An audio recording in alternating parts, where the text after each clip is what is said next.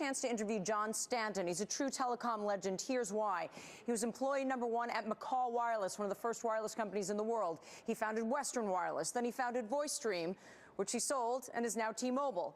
Trilogy Communications, he's also a founder there. And last but not least, he has just stepped in to be the interim CEO and chairman of the struggling Clearwire while they find a new leader to run that company. Keep that in mind as you watch this interview, because Clearwire may struggle even more if AT&T and T-Mobile get together. Wow, it's great to have you here. They used to call you the wireless whiz kid. Right, now I'm the gray-haired whiz kid, right? Should AT&T be allowed to buy T-Mobile? It's a real tough choice for me because politically I don't want the government to get involved in the industry.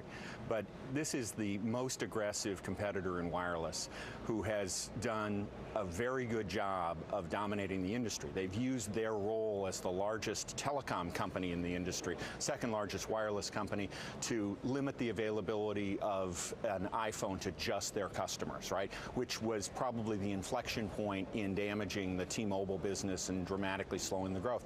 And they've frankly beat the business up, and now they're buying it. Explain that. Why is the Apple iPhone the inflection point for T-Mobile versus AT&T? Well, if you look at the growth rate that T-Mobile had, they had dramatic growth throughout most of the last decade.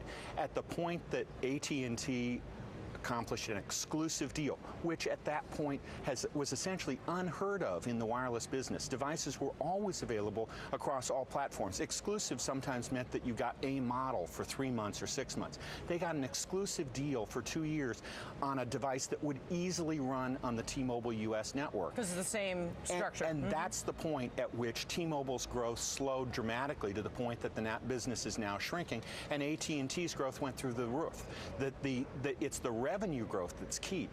T-Mobile had to go to a more low-end customer base that probably couldn't afford an iPhone anyway, compromising its revenue growth, whereas AT&T was able to grow at a dramatic rate. So your answer is no, they shouldn't be allowed to do it?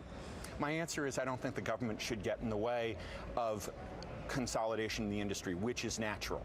But in my view, you have to have substantial conditions. The government's going to make its decision, irrespective of my view or your view. I think they ought to take a serious look at this, though.